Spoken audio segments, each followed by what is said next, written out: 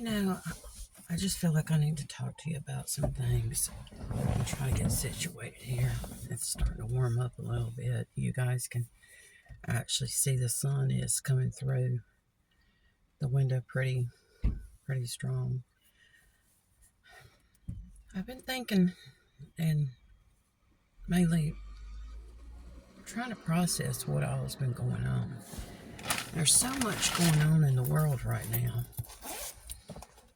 It seems like one tragedy after another. And we can't, what we call here in the United States, candy coat the situations. We can't. We've got to address it.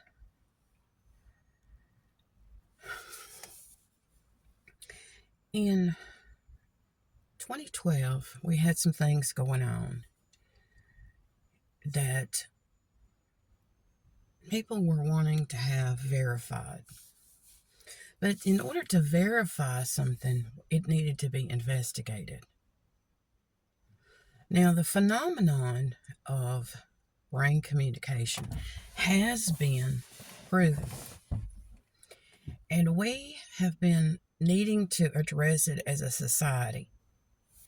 It was brought to a group of us, and I'm still hesitating as to say who to call this group, but it's a group that I am part of, and we'll just have to go from here. All right. In 2012, we had some things happening, and it was worldwide situations that the government did not understand how to deal with. They didn't know what was going on. They knew that the ability to communicate with other people was taking place. It has been taking place. It's not something new.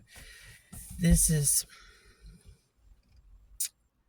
something we need to really address as being in the year 2025. I still kind of hesitate when I say that because the 19s, I grew up in the 19s, and now we're in the 20s. Now it's 2025, so it's difficult to talk to people about stuff because it's like, well, you didn't grow up in the same century that we grew up in. And say my children were born in the late 1980s and then 1990s. And I was born in 1960s. So we have a huge generation gap. But we've had this phenomenon of brain communication going on, and people are like, well, why can't people hear us? Why can't we tell them what's going on and them not understand? Well, they weren't hearing it. So from 2012 to 2025, I have been part of a research team. And I'm going to just leave it as a research team. We know what we are able to communicate about and who we can communicate with. Now, this is through brain communication. All right? One brain communicating with the next brain. I have the ability to talk to, I say, a team of world leaders. All right. I did not know in 2012 that these world leaders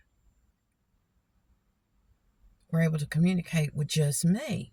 In 2012, we thought that everybody could brain communicate with everybody else. That there was basically one group. And why couldn't these other people hear us? Why did they not respond to something we had heard? Why did they not understand it? So in 2012, we were asked to begin a research project. And it was an investigation. It still is an investigation. This is what they call a live research, not experiment, but everything that we're talking about right now, we can't see it. We can see the results and we can hear the results, but we can't see it actually taking place from one brain to the other brain. We can't see it transmit. We can't see that. We can hear it, but it's not through our ear. It is actually from one brain to the other brain. Now, we were hesitant to give it a name because it was like, we don't want people to panic. We did not want people to panic.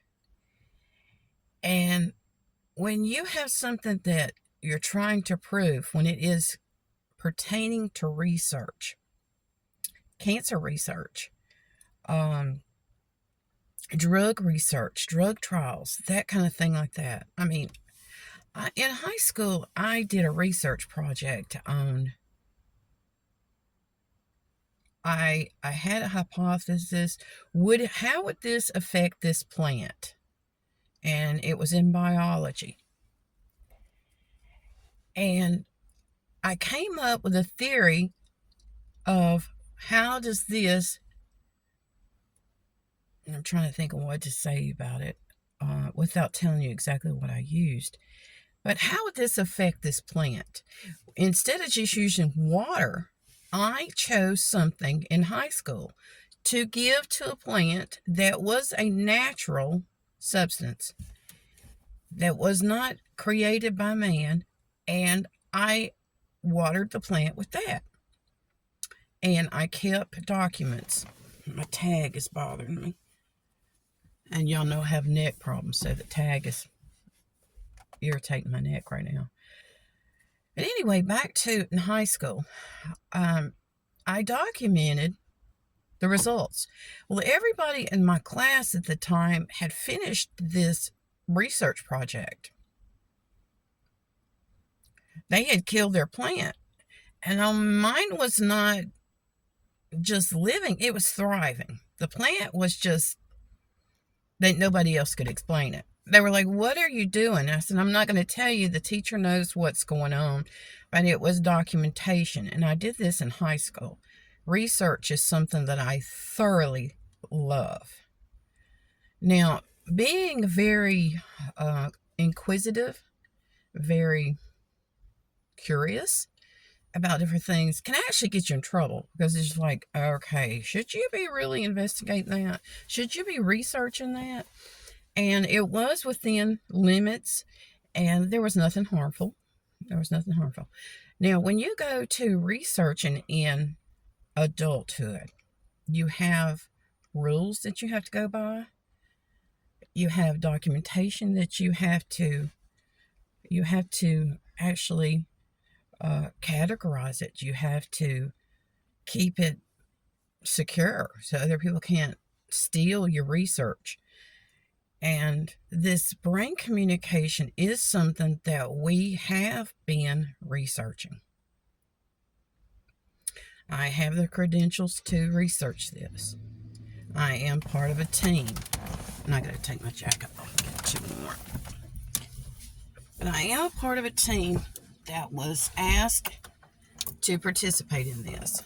And at the university, when I was finishing up my education, my 4-year education, I was asked to participate in a research project with I guess he was a doctor of chemistry, because it was a chemistry class. And y'all, I'm getting too hot sitting here.